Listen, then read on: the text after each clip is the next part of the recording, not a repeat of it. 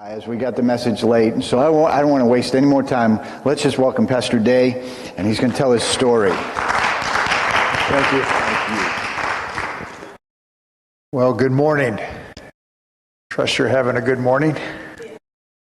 I'm glad to be here. Hallelujah. And we made it. We flew into Syracuse and drove down last night.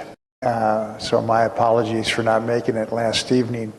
For those that don't know me, I am Jeff Day. My beautiful wife Maureen and I came here to pastor. And so I thought I'd give you a little bit of history here, and I want to thank Pastor Sullivan for the invitation. He's asked me to give some history, some stories about when Maureen and I pastored here in Rochester, and I'm honored to do so. I know Pastor Greg is presently doing a Sunday school series called Memorial Stones. And what he's doing is he's recounting the history of his dad and the Prescott congregation. So I think there's some rich value in getting some understanding of your Genesis and the orientations and so on. And some lessons from history. We get our identity from this.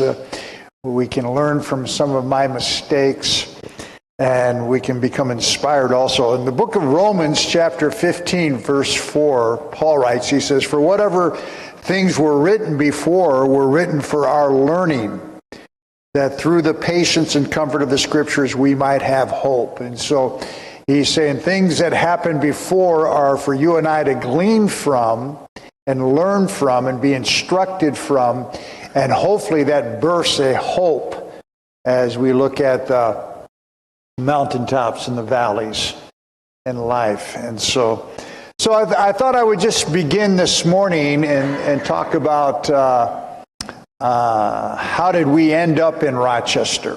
Okay, for those that do not know me, I grew up in Rochester. More specifically in Rush Henrietta. And so we went to Sperry, the Rush Henrietta Comets. That was my high school. As a young sinner, got involved in all kinds of sin. Upon graduation, many of you are familiar with Tom Payne. Tom Payne and I were good friends. From 7th grade on, we're good buddies. And so after graduation, we decided to hitchhike across country. And so I ended up in California. My dad lived there at the time, and so he flew me out. Pastor Payne came out, Tom at that time, came out on a bus, and so we decided to hitchhike. So we hitchhiked California. We hitchhiked, and we actually went to Prescott. I had an older brother that had a couple friends there, and so we said, hey, that'll be a place, he'll put us up. So we were in Prescott probably 3 or 4 days, just doing the party scene as I was 18 years old at the time. And never got witnessed to, never had the gospel shared to us, and we went down to Phoenix, was there for about 10 days, then we hitchhiked to Florida, and eventually came back to Rochester. And about a year later, we decided to go to Prescott, Arizona, to go to college, a little community college there, Yavapai College. It was basically 13th grade, got to do something with your life, really lacking direction. And so we liked the Southwest, and so Tom and I were going to go to Prescott, and then another friend wanted to come along named Louis Paulino. And so I eventually allowed him to come in my 69 Firebird, and we traveled across country to go to college. And while there, to give you an understanding, Louis got saved probably within 2 weeks of us being there. And getting saved, it was actually at a Bible conference, the Friday night of a Bible conference back then. And Tom and I had gone out and partied at Whiskey Row, Palace Bar, various places, and he came home about 1 or 2 in the morning, and Louis was standing there with a blue Bible. Said, I got saved. And I just said, keep it to yourself. And but he went to Sunday morning service, came home and says, I'm moving out. I can't live for God with you two. Now think about that for a moment. He doesn't know anybody. We've been there for 2 weeks. I'm looking at 1/3 of my rent going out the door. Okay? And so that startled Tom. So Tom says, so Louis is going to go to a new converts class on a Tuesday. So Tom says, can I come along? And so Tom goes along. Tom gets saved in a new converts class where there was 4 people. So they both come back, and now Louis, if you know Louis, he goes, now there's 2 of us. So that Thursday, Mark Olson came over and dealt with me, and I threw up the Catholic smoke screen. And but eventually I prayed and got saved in a little apartment just down from Whiskey Row in Prescott, Arizona. And I came into the church. And I had never been in a Pentecostal church, never experienced that. But it was really, really an amazing thing that happened. And so that happened, salvation happened in January of 1979. I met Maureen, my wife, in the Prescott church. We married in 1982. And I was discipled in the Prescott church. I was asked to become the door director, which is the outreach director in the Prescott church, in July of 1984, or 82, I believe it, 84. And so what we did back then, so I'm on staff, Pastor Wayman Mitchell is my pastor, and so this is in July. Tucson had 2 conferences a year at that time. So one of them was in October, and Pastor Wayman Mitchell would obviously generally preach at the Tucson conference. So he kindly asked me, would you like to go down to the Tucson conference with me, Jeff? I said, sure, and so we flew down there, and we're down there. And so at that time, it was about a year and a half earlier, Pastor Strutz had come to Rochester. And at that time, we go on a Friday of the conference in Tucson, and I go out to eat with Eric Strutz, and Pat Fahey was with him. And so I'm kind of mocking Eric about the winters in Rochester. How's those winters in Rochester as you're sitting in the desert in Tucson, beautiful time in October.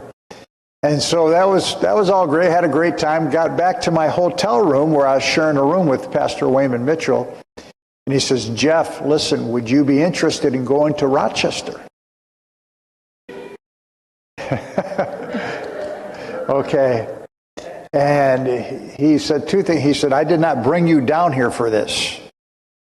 In other words, this was not in the plan. So he had lunch with Pastor Warner. And the history of Pastor Eric Strutz was he was on staff in Tucson for about 5 years as a follow-up man, him and his wife Brenda. And so Harold Warner was going under chemotherapy and lots of physical issues. And so I think it was just a basic need of somebody that knew the Tucson congregation, which is a rather large church in our fellowship, to come in and help Pastor Warner as an assistant, along with whoever else was there. And he said, and I said, Pastor Mitchell, I said, East Coast was not highly spoken of in those days, and it's not highly spoken of to this day, I don't think. But I told him, I said, you know what, I've heard things. I said, I'm willing to go anywhere. And he said, well, the thing is we can't just put anybody back there. And me being from Rochester, because it is a different culture. It is different than the Southwest, and especially different from California. And so I said, yeah. I said, he said, well, talk to your wife. And so I called Maureen, and she's in Prescott. And so she said, yeah, I'm willing to do that. And so Bob Allen flew my wife down Friday evening. We're in the Tucson on Friday night. We're having song service. And my wife comes walking in. And my brother, who's saved in the Prescott Church, he's with us. He's looking, what's going on? How did she get here? You know, Bob Allen flew her in because we're going to get announced that night. And so we're announced on a Friday night of a Tucson conference. This would have been late October, I believe, possibly early November, because we arrived in Rochester about mid to three quarters, a little bit before Thanksgiving in 1984 to assume the pastorate from Pastor Eric and Brenda Strutz. So that's how we got here. I was from here. I got saved in Prescott, got discipled in Prescott, got married in Prescott, and this is how we came here, and it's been a great, great blessing. So we arrived in mid-November 1984. When we arrived, I would say the church was about 15 people, 13, 18, you know how that is, and so we're here, and you know, many of these names I'll mention, one or two people might have a recall of them. Some of them are backslidden, some of them have just moved on. But as I go through this, there was, in the church was George and Sherry Doherty. Now, George was an old buddy of mine. And I got to commend him. He got hit by a van in a motorcycle accident. He was saved in the church. And a few years later, actually a number of years later, he got killed. And but he was one of our friends. Like there's a group of 5 or 6 of us, Tom, me, Kevin Growney, George Doherty. And so I got to commend George because he allowed a peer to come and pastor him. And that's a real challenge if you think about it. All of a sudden your buddy's a pastor and he's over you and he's preaching to you and various things. But he was really saved, him and his wife.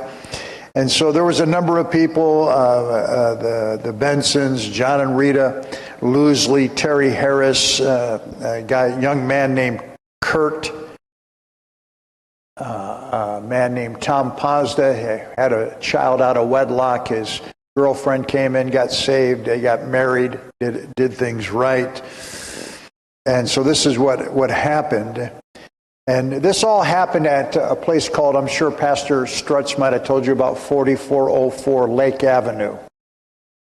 Okay, and this is just down the road from the Penny Arcade bar where, you know, some decent Rochester bands would play from time to time in my center days.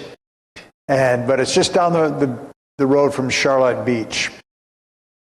And I remember coming into that building. It was about 1,200 square feet.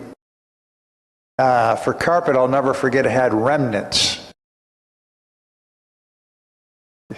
You got a picture of that. You had flat gray carpet, shaggy brown carpet. You know, these 2x3 remnants.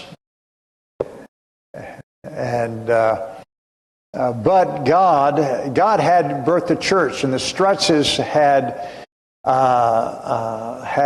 these people that were in the church. He had geared them for evangelism. He had geared them for witnessing. They would street preach outside of hockey games.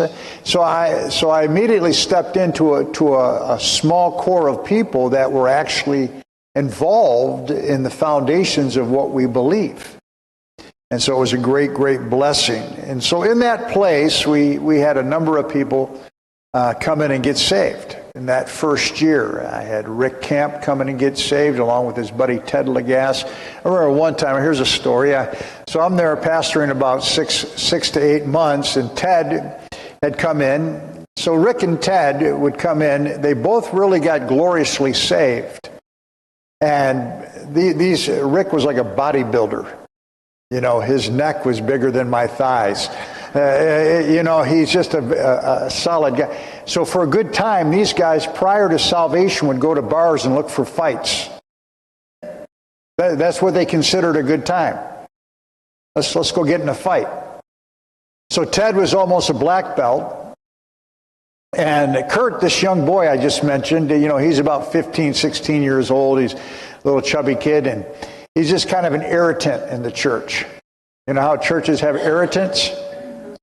God puts him there. They're for our good, and God is working in people. But all of a sudden, I'm inside, and all of a sudden, Ted comes in. He's kind of, did you see what Ted did to Kurt? I go, no, I'm inside. Oh, Ted almost being a black belt, he floored the guy outside, put his face in the concrete. He said, Pastor, he pulled a knife on me. And so Ted's feeling really bad, and I'm rejoicing. Because Kurt needed his face put in the concrete. So I kindly said, Ted, let's pray. It's okay. I understand. We're going to pray. Okay, Lord, forgive Ted. And part of me is going, hallelujah. All things work together for the good. Okay, so that's a little story early on. And there's a number of people I could mention. Tom Augustinelli, he came in, I believe, at that time also. We did have some revivals at that building. We had the assistant pastor at the time in Prescott was Kevin Foley. He came in and did a revival for us. And we had Larry Reed. Does anybody know who Larry Reed is? Okay, Larry Reed was an ex-prison convict, drug addict that had gotten saved that Pastor Mitchell met in California. So he came in, and so a few stories about Larry Reed, different kind of bird. So one is we would go to I'm fairly new when he came in, and so we're looking for a place to outreach and have him street preach and us street preach. So I don't know where we were, but I just remember going through a neighborhood. You got to remember, most of us except for Terry Harris were all white. And so Terry's the only black girl with us, and so I remember going through this one neighborhood, and these guys are cooking their chicken, they got their barbecues going, and one guy makes a comment, he goes, "It's a white parade." So we found a place to preach. We'd preach in Clinton Avenue area. Larry Reed, I got him into the Rush Henrietta School, got him to give a presentation there to a couple classrooms. And I remember when we had Larry Reed, because he had that background, all of a sudden an entire group of Alcoholic Anonymous people came in. There's like 12 of them. Now we're in this little building. We might be running 20, 25 people at this time. And so all the Alcoholic Anonymous people are over here, and my church is over here. Larry Reed paid no attention to our church. He just preached to these people. I felt a little dissed. I remember that. And so, but he ministered very well and touched lives. And so there. So, all right. So that kind of gives you where I'm from, how I end up in Rochester, and the first building. Okay. And so I do remember one of the things when I was launched from Tucson, but I was, we had a Sunday night service, I believe it was in Prescott before I came. Pastor Mitchell preached, and he laid hands on my wife and I to launch us to Rochester. And one of the things that has always stood with me was he said, "Jeff, do exactly what you've seen done here, do in Rochester." In other words, we have a pattern. We have a template, okay, that has kept us through the years. And so I remember early on, I had a couple that wanted to get married. And, they're asking for candles. And Maureen comes up to me, she goes, "Hey, Jeff, can I have candles?" I said, "Absolutely, we're not having candles." I said, "Why?" I said, "Prescott never had candles. We're not having candles." And so that was just the little things that you deal with as a pastor to stay with who we are. But what we believe in evangelism, discipleship, and church planting. Okay, and so one of the things that we did do is we got outside the four walls. And so you got to capture this. At this time, we're still in Lake Avenue. We're there about a year, but God has moved. And God has saved some people. And one of the girls that came in was named Lisa. She came in to the Rochester church when we had taken an impact team to Lansing, Michigan. So in other words, when I first got here, there was a church here, there was a church in North Bay, there was a church in Lansing, Pennsylvania, Cape Cod, and Salem, if I remember correctly. And so then there was one in Michigan. So we drove across, went to about an 8-9 hour drive to get to Lansing. We took 2 cars to help a brand new church there. Why we were gone is Lisa came in and got saved on that Sunday. I don't know what we were doing on that Sunday. I got back, I met the girl. I just remember she always has reminded me of handfuls on purpose. As we labor, God will give you people. Okay? She just somehow came to that church. And the remarkable thing about Lisa was she was a lesbian. She had gotten saved. And so you got to capture this. So she's saved. There's about 20, maybe 22, 25 of us now. And so I said, okay, there's a Rochester parade. I shared this with Keith in a letter at one time. There's a Rochester parade. So I said, we're going to enter it. That's what Prescott tries to get in parades. We're going to enter a parade. And so we don't know what we're doing. So we're just going to sing the most basic church song, He Set Me Free, and have people street preach on the back of a little truck, you know. So we got maybe 12 chairs set up, and we're acting like we're having a church service. After a song, somebody would stand up and preach. This is back in the Jimmy Swaggart days before he fell. And I remember Rick Camp standing up and preaching. I go, man. I said that, you know, obviously these guys are getting saved and watching Jimmy Swaggart. Is what was happening. I'm saying because I could see Jimmy Swaggart in what he was doing. And so that was fine. But then Lisa stood up. And I'll never forget, I'm sitting there and she grabs the mic, she goes, I used to be a lesbian, but Jesus set me free. You could feel it reverberate from all the high-rises downtown. It was like, whoa! I'm going, man, that's powerful. I wish that would have happened last month in Prescott, or here in Rochester, you know, the Pride Month. You know, our nation has really gone in the toilet. God loves these people, can save these people, but we definitely do not affirm that lifestyle, just like we don't affirm any kind of immorality. So it was an incredible time there. We would do that. We would street preach Clinton Avenue, sometimes outside of hockey games. Pastor Strutz would do that, so we followed suit. We found little parks sometimes to do movies. And back in those days, you had the big 16 millimeter film, you know. And so you'd have to set it up. I remember one park we were in, kind of in Rochester somewhere, and I'm believing God. You know how Rochester is, the weather. I mean, summertime, it's like every weekend we're getting rain. And so, no, we're going to believe God. We're setting up. We got all set up, got the big projector out there, and it just downpoured. That happens. Can you say amen? But we're trying to get outside the 4 walls with the gospel. And one of the places that we would hit, especially when we were down there, was Charlotte Beach. And so there was one time at Charlotte Beach, I'll never forget it. We're down there. Once again, we don't have any bands at this time. We really have nothing except us. So I'd rally the troops. We'd go down there. And, you know, this is you know, you either gather a crowd or you invade a crowd. So we're invading a crowd. And so we got a little microphone with a little PA. And so we started preaching. And I want to tell you, the crowd got hostile. About 100 people began to, you know, half moon us and circle us. And this one guy comes up with, you know, two Dobermans right in my face. You know, so, I mean, they're just barking as we're preaching. They're right there jumping at us, but he's holding them back, you know. And the crowd is shouting us down.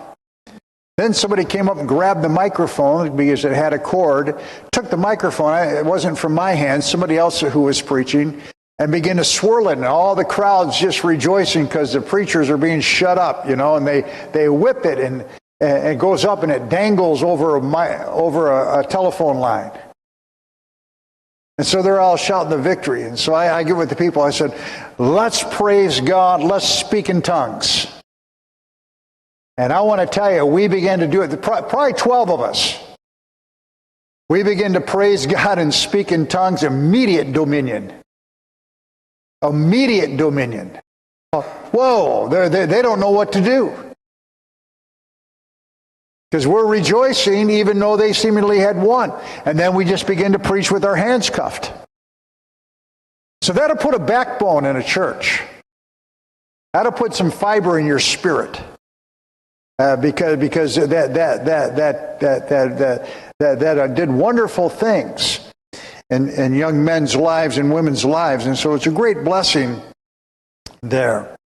We as I mentioned, we did impact teams. We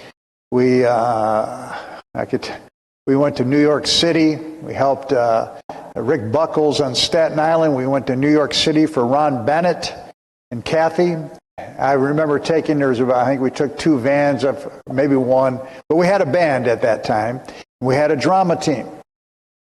So we go down to New York City, and all the girls that came with us, they were surprised because the only reference they had for a pastor's wife was Maureen. Then they met Kathy Bennett. and if any of you know Kathy Bennett, she's a wonderful woman, but she's just different. She's a great player, but she's not Maureen. And for some girls, it was kind of liberating. It's like, wow, there's different kinds of pastors' wives. And so we had a great time doing those things in New York City, and we went up. The Kerns were pioneering in Hamilton, Ontario, Canada. The Webbs came in. We went up and labored with them in the early days, and just some wonderful, wonderful times there. Okay. All right. So about a year after I was here, that building was between a Harley Davidson shop and a record and drug paraphernalia shop. A little 1,200 square foot building with remnants for carpet. And so God helped us. We saw converts. I actually married a couple there. But I said, you know what? This is not going to be viable. The parking's very limited. We're growing a little bit. So I decided to shift to the Sheraton Hotel at the airport. I think I talked to Pastor Strutz. I think he had his first services there at one time. And remarkably, as we grew,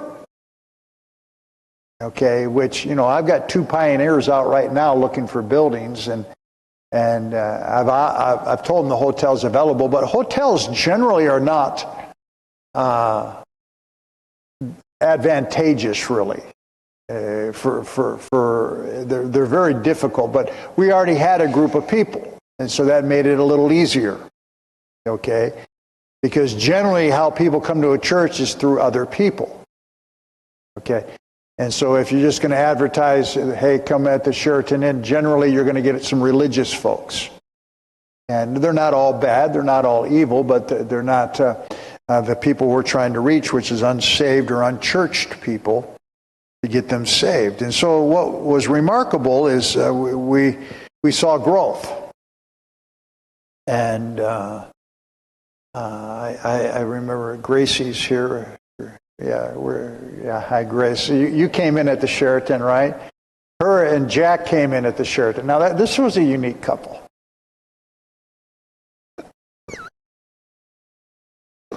Okay. Gracie's kind of a health conscious woman. Jack, they don't come much better than Jack. I don't even know if Jack was saved, right? But Gracie was saved. And so I remember we had them over for a meal, and they kind of began to investigate, because they were unfamiliar with the Potter's house. You know what I remember 2 things. She made a pie without sugar. I had real problems with. Okay. That's number one. Number two is I'm sitting there. So tell us about the Potter's house, and I'm paraphrasing. And, so I'm reaching to try to bring credibility because, we're just a small group of people and this family's wanting to take interest in our church and Jesus and so on. And I said, well, we got so many churches and we're growing. And I remember it was Jack, I think, who said, Pastor Day, the Mormon church is growing.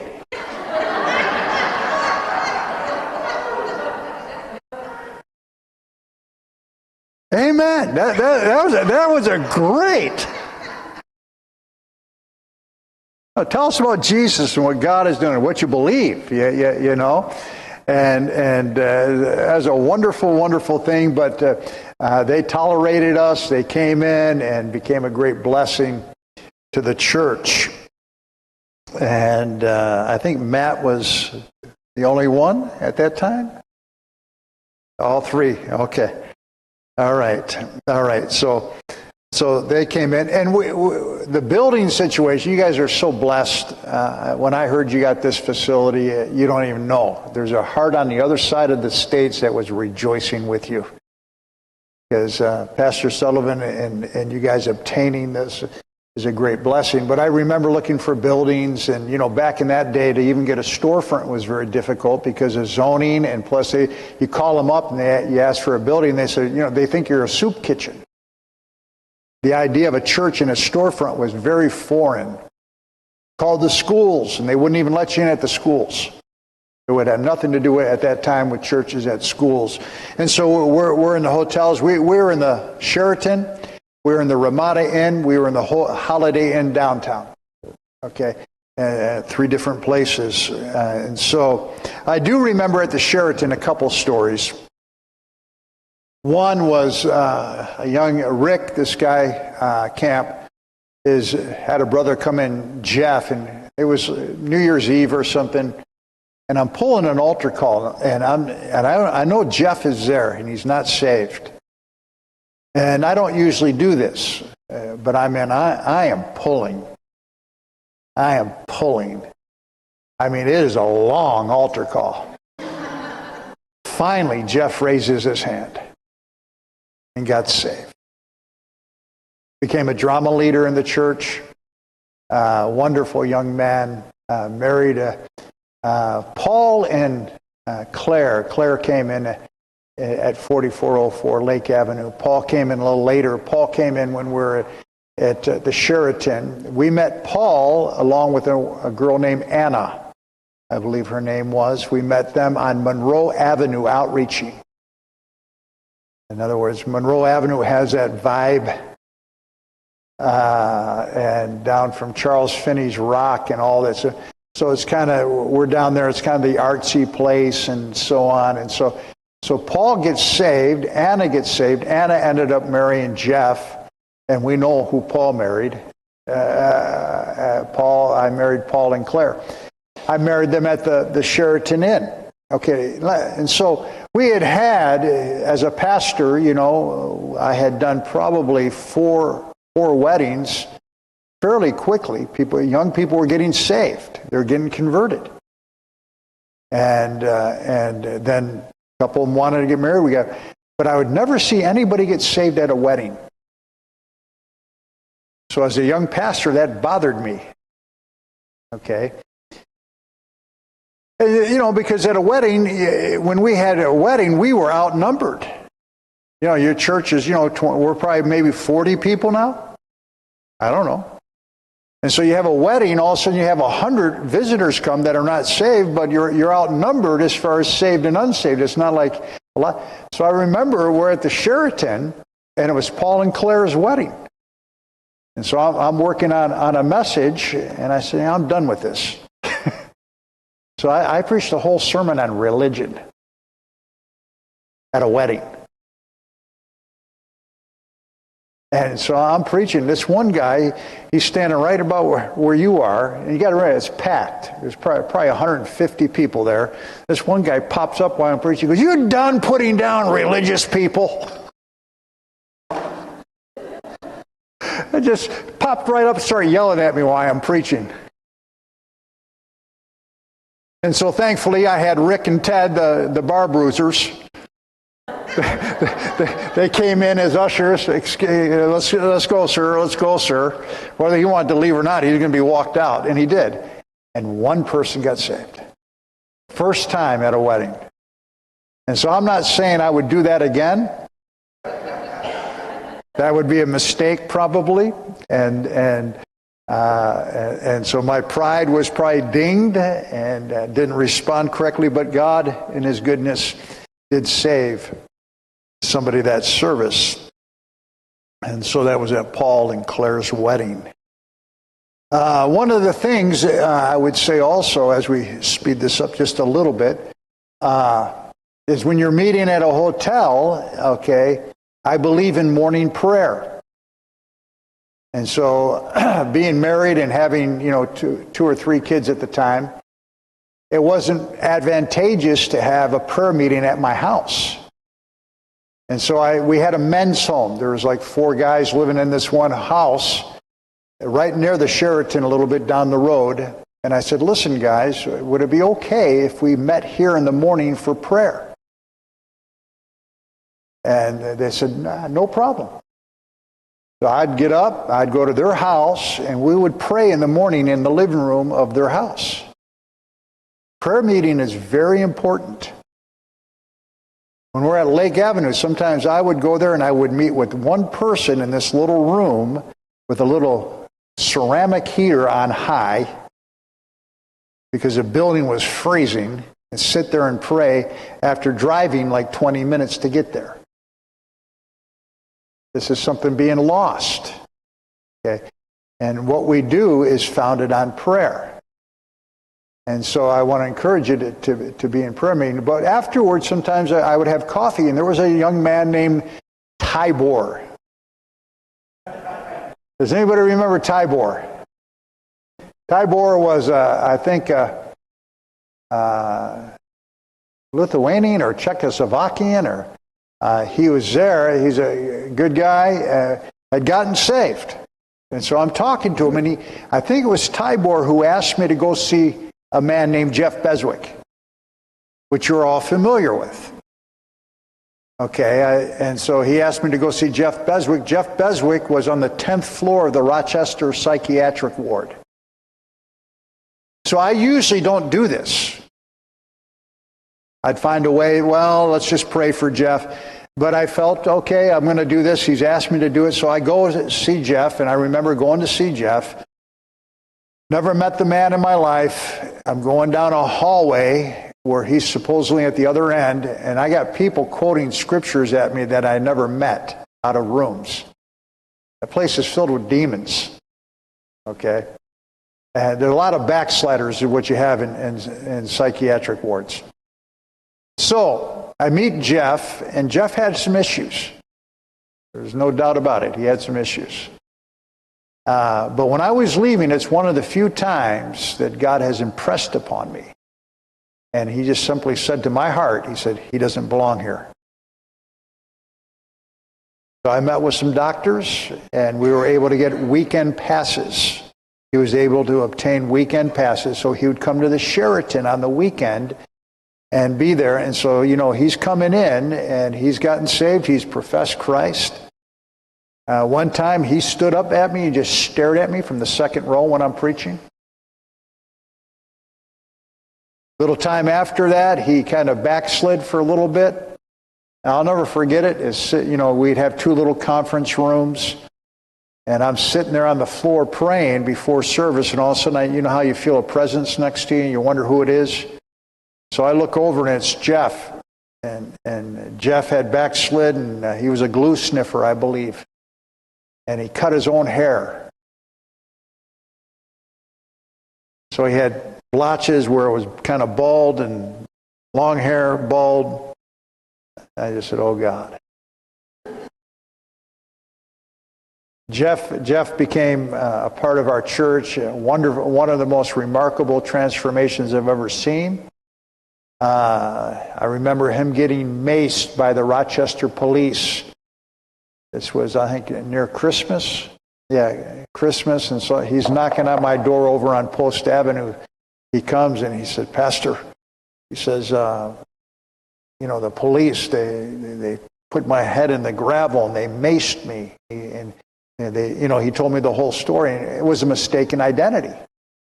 This is back in the Rodney King day. Remember that? Rodney King in L.A., where the officers were beaten up, and we've seen it since then. And so he came in, it was Christmas Eve, I think. And so we had Christmas Eve with a maced Jeff Beswick recovering, and he stayed at our house. And but he inquired. I said, "You need to sue him," and he did. And I testified for him, so that was encouraging. And he won a little battle there, and so it was a great thing, a great transformation. So as time moved on, we would still go back to Charlotte Beach to outreach because it was such a good place. And Paul and some other guys had a band, and Paul being a good musician, and it was a good band. And so we would play. We had a drama team. And anybody remember Spuds McKenzie? That was that little terrier dog that Bud Light used as a party mascot. Fell into kind of some controversy because he was always portrayed, this little dog. He's a party dog with glasses and so on. But they did find out that he was a female dog, and they were portraying him as a male dog. And so they had some issues even back then. Bud Light did. And so there were some issues there. But I remember we did MTVs. These are live skits to music. Crowds would draw. One time it's getting dark before we're going to show a movie, and I played the role of a sinner coming up, and I go, "How many want to party? How many want to party?" And so everybody's gathering around because I'm interrupting the Christian thing. They don't know who I am. They don't know I'm the pastor. And so, how many want to party? And then I took these two spotlights and I turned them on them. I said, "You guys are worshiping a dog." You bunch of party animals. You're worshiping a dog, and just had a great time. Just that friction and that life that was there. And so that's what happened at times. And so we did a number of things. We did do while we're here in Rochester, we did, I believe, 2 miracle healing crusade services at different times with Pastor Wayman Mitchell at the German House. So this is when we're just beginning to cut our teeth in the healing ministry. And so that was a great blessing. Also, he came in and saw the church grow. A number of young people had marriages and so on. After a while, we finally found a building on Mount Hope. And it was a Walgreens, like a CVS. It's about 7,000 square feet. It was a good building. That's where we did our first haunted house. And we had TV crews come out, and they were mainly upset about our abortion scene. And so a little controversy never hurts anybody, puts a little reproach on you, it gives you a backbone, and so that's what we did there. And so we did anything we could.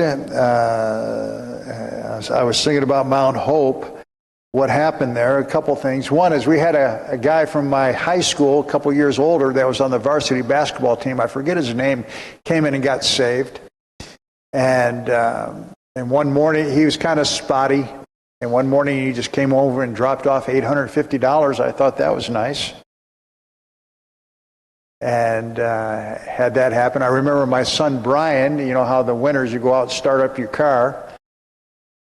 Well, he got in my started car and started driving it at about 3 years old. I look out and there's this little head run out there and stop the car. My Mount Hope was, like I said, we had the haunted house. I call that pastor's revenge. I'd be up on top squirting people. But we also had, I'll never forget this. This gives you perspective in life.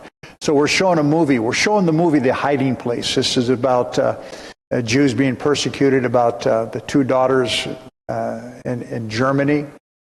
And so while we're having the movie, somebody like right here falls out while we're having a movie. So somebody falls out of their chair. And so, somebody calls it Greco, a guy named John calls the EMTs, they come in. We're showing a movie. We don't stop the movie. They come in, pull the person back to the back of the church. I'm going, just watch the movie. So we watch the movie. They take care of business. I forget what happened. Okay, so this is in the winter. So in the summer, we're back at Charlotte Beach. And while we're there, something happens where the EMTs have to come. And I hear him talking. He goes, these are the people where we had to pull somebody out while they watched the movie. I'll never forget that. I go, what? These are the people that we had to help somebody while they watched the movie. We're so set on evangelism, aren't we? We can miss some common sense moves. Maybe pause the movie, let them take care of business, because it just gave an odd feel. I said, they got a point. Those people are a little weird, man. They're watching a movie while somebody's falling out of their church. We all have blind spots. Yeah, and so we're there for a while. Then we had to go to, I think, the Ramada Inn, and then we eventually, when I was here, we went to a building across from Jay's Diner in West Henrietta Road, a storefront there, I believe. Darren, I think you came in there, didn't you? West Henrietta Road? Yeah. Yeah. Darren came in. He's a real miracle. He came in, and I remember him asking why we don't have people wave flags in our church service. You remember that, Darren? I said, it's because we don't do that here, Darren. And he survived. Hallelujah. He survived me. Hallelujah. It's a great blessing.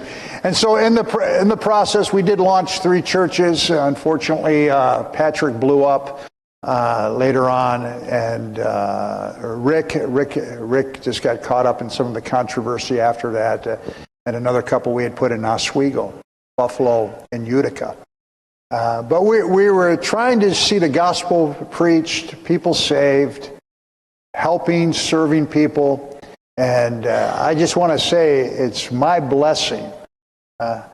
I look back with fond memories of Rochester. I'm sorry I don't have any photos. In our moving so many times, somehow they gave us a whole thing of photos one time. I don't know where they are. I looked for them, couldn't find them.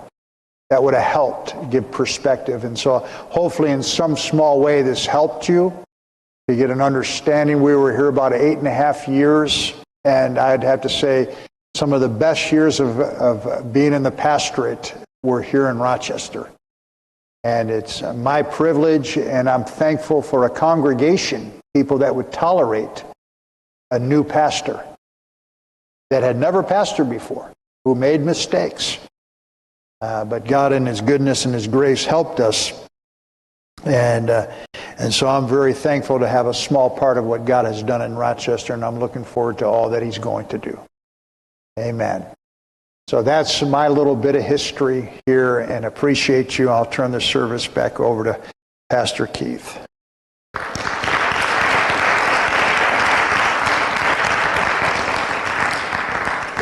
Before we let him go, and I know we're running out of time, but does anyone have any questions?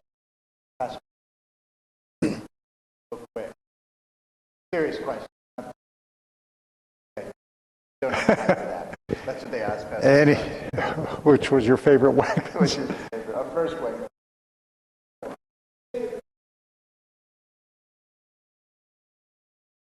Yeah, we're good. We're good. Yeah, that was one of them. Definitely. We had some wild ones. The Dobermans was one. Charlotte Beach was a kind of a wild place. And so, but yeah, and so it's definitely was one of them. Yeah, I would say they would rank right up there. Good question. Anybody else? We got a couple minutes. Anything about pastoring? Any individuals?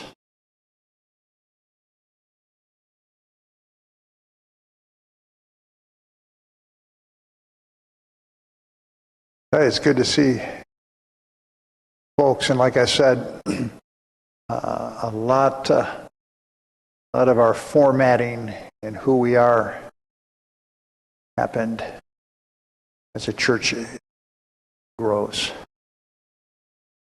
But we had adversities, we had great times, spiritual times. Very good. Any questions? Okay, so that was a good question. Anybody else on outreaches, anything at all? Okay. Praise the Lord. We'll start service in a few minutes. We're going to have a blessed day with Pastor Day.